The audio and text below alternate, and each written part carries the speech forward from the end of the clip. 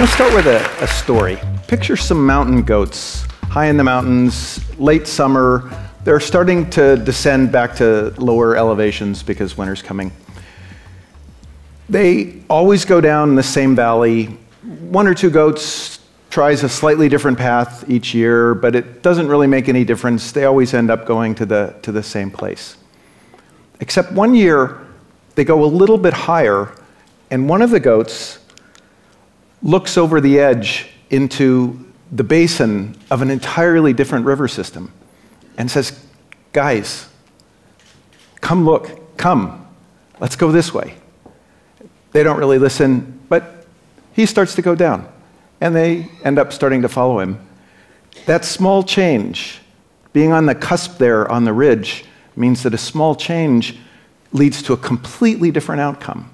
Even though every time in the past when people tried taking a slightly different path, nothing happened, in certain key situations, small decisions by a few people can have profound implications. Now, let me try and set the context for why I think we're at such a time. I started working to understand essentially this picture. It measures how much light could a person get over history by working 1 hour. And notice that the vertical scale here is a ratio scale. So basically, we can get about 1 million times more light from an hour of work right now than we used to be able to get. And the slope of this line tells you something about the growth rate.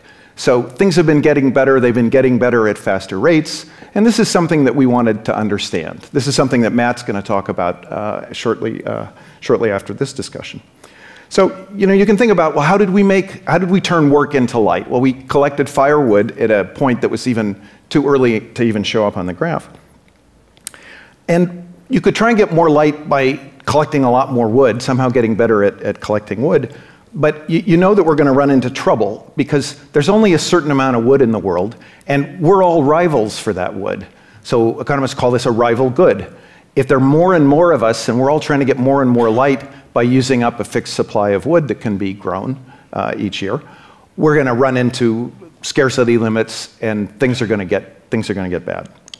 But if you look at how we actually got light over time, we switched to different ways of producing light. So things like the electric light bulb, which depends on things like generation, transmission, transmission, and what was the other one?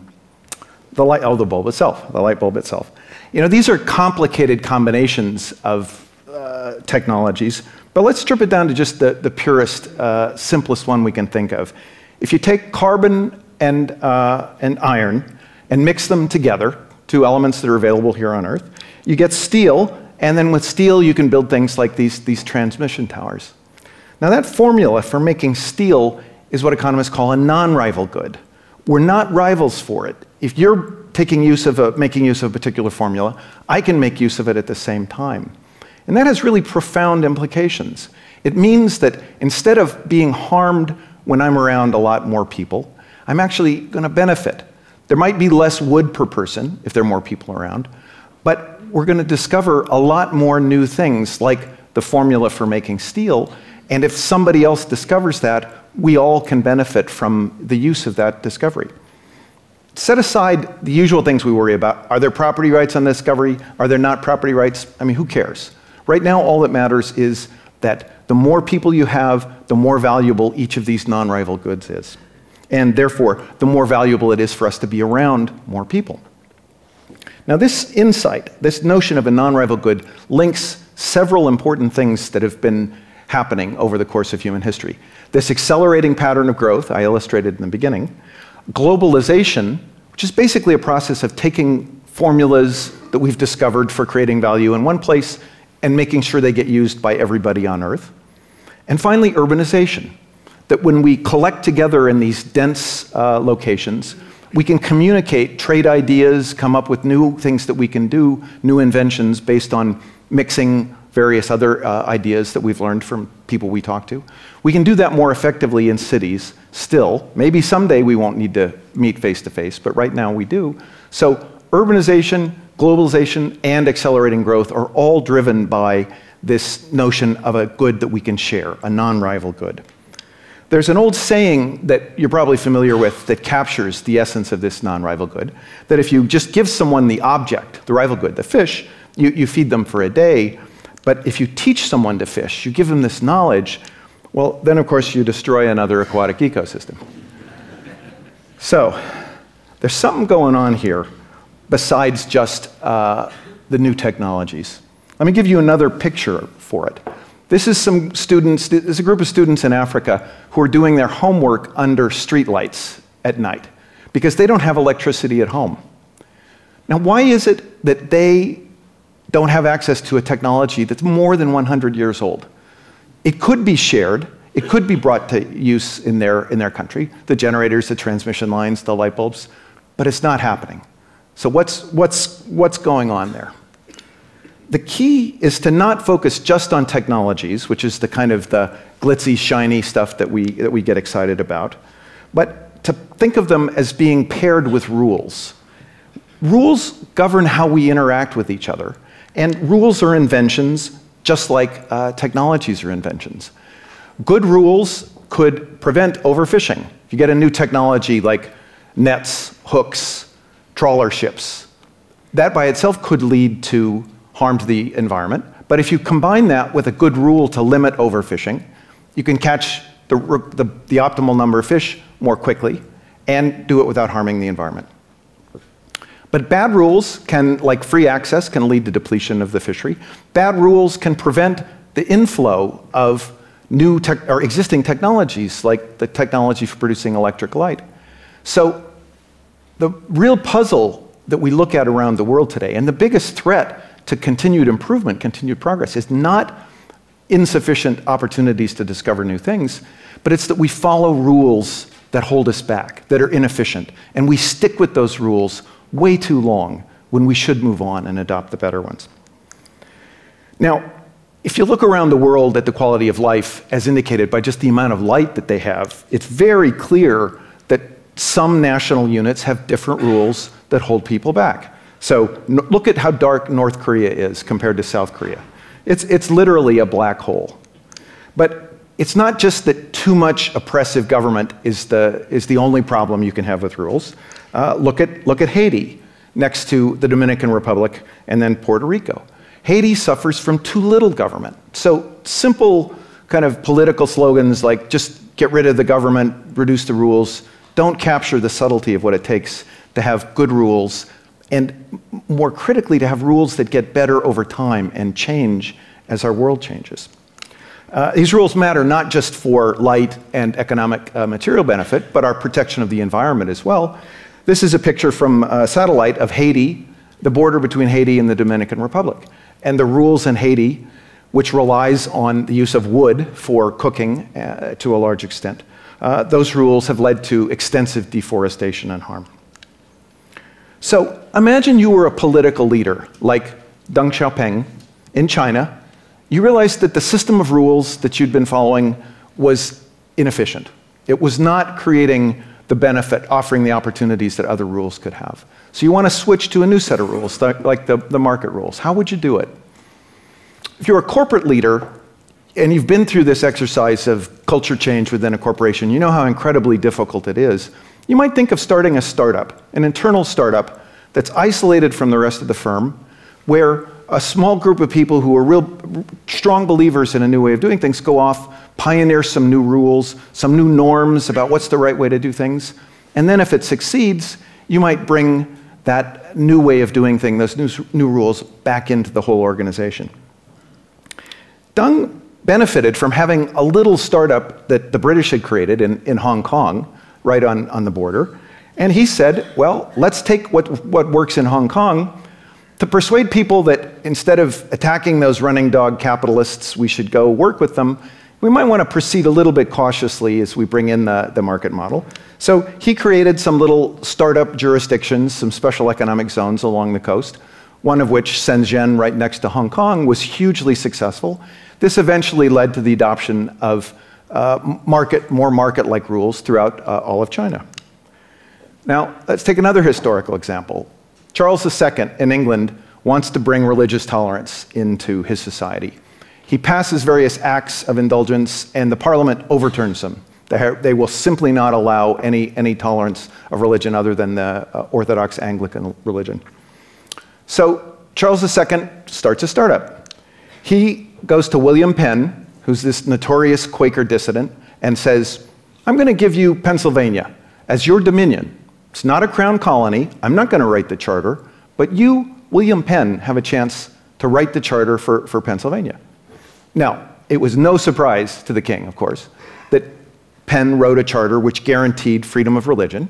Penn attracted first to Philadelphia the people who believed in freedom of religion from all over the world, an entirely different norm about right and wrong, entirely different rules about what people were allowed to do, grew up there, became strong and vibrant, reinforced by the interaction of people who shared that belief. And then as other people started to come to Philadelphia, which was in the early years the fastest growing city in North America, they got socialized into these new norms of belief in individual freedom in your choice of religion. This eventually, by competition, spread to the other colonies, colonies that wanted to have more residents, more economic activity that were losing out to Philadelphia, started to loosen their restrictions on religious practices. So eventually, the colonies all move towards religious freedom. It becomes enshrined in the US Constitution and spreads around the world.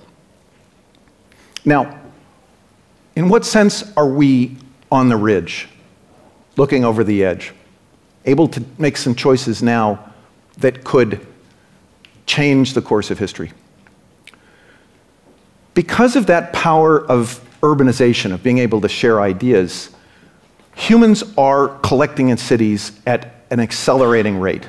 And they're going to do it in this century at a pace that we've never seen before and we will never see again. About 3.5 billion people live in cities now. The worldwide population will stabilize in this century at about 10 billion people. The urbanization rate will stabilize at about 70 to 80%. So we're going to end up with 7 or 8 billion people living in urban areas. And because it's become so evident to everyone how powerful urban life is and the modern market opportunities that it supports, people want to move to these cities very rapidly. Now, you can think of this as a challenge, how are we ever going to do it? But turn it around and think of it as an opportunity. You could try to take every urban area that exists around the world and make it twice as big. Or we could think about starting some entirely new cities and then get the benefits of that leap forward you can get when you do a startup. That leap forward, like in Philadelphia, that brought us more freedom for individuals. The leap forward in the material benefits, like what Hong Kong brought, and then Shenzhen brought, and eventually all of China enjoyed. So the framework that could be used to build dozens, maybe hundreds of new cities. If a new city is viable at a scale of, say, 10 million people, if we're going to have 3.5 billion people move into cities, we could use hundreds of them. This concept I call a charter city, after the charter that William Penn wrote. What does it require? It requires a charter. People have to know what will be the rules, what will be the laws in this new city before they come. Both the residents, but the investors too.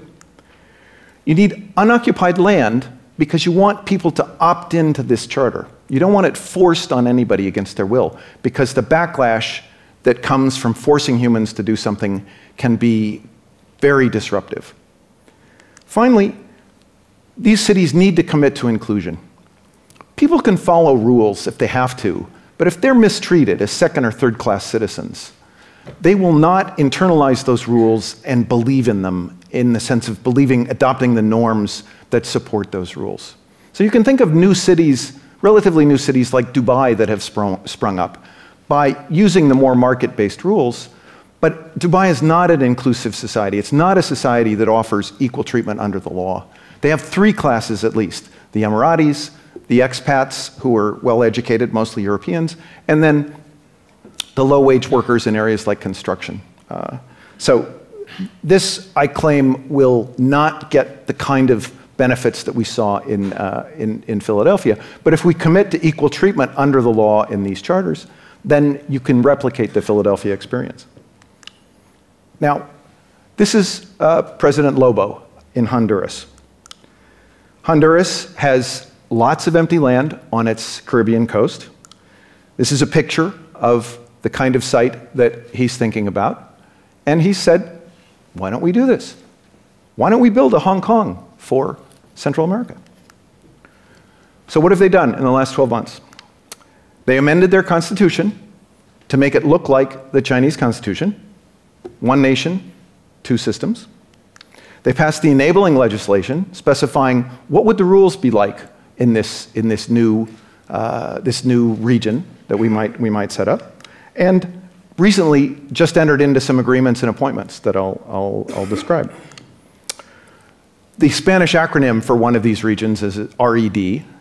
So in the red, you'll have the usual mechanisms of governance that we think about: courts, governor, some kind of legislative body. But go back to this notion of invention. It's not necessary for Honduras to reinvent the wheel, and that's actually a good thing, because in setting up a legal system, Gordon Brown has this wonderful saying that when you're creating the institutions of a legal system, the first 5 centuries are always the hardest. After that, it's really pretty straightforward. So what the law provides for in Honduras is that this red will use as its appeals court a court in another country. Mauritius, which is interested in exporting legal services, has agreed to have its Supreme Court be the appeals court for the courts in Honduras. So you've already got instant independence in the judiciary and instant credibility about the decisions of the judiciary because you're linking into the courts in Mauritius. And it turns out, because of a historical fact that's not widely known, Mauritius is a former British colony, has the right for any of the cases decided in the Supreme Court to be appealed to the Privy Council, which is essentially equal to the Supreme Court in Britain these days. So this new zone in Honduras is going to be born before anybody even lives there, with links into the best established legal tradition in the world, the same one that helped Hong Kong thrive. The other mechanism is to establish a way to appoint the governor, appoint the legislators in the early years of the life of this zone. They're going to do this by creating essentially a board of directors, something they call the Transparency Commission. It's a little bit like Stanford. There's a board of trustees that hires and fires the president. The president of Stanford runs this little town that I used to live and work in. It's going to operate like this in Honduras, with a transition over time to local democratic election of the governor and the legislators.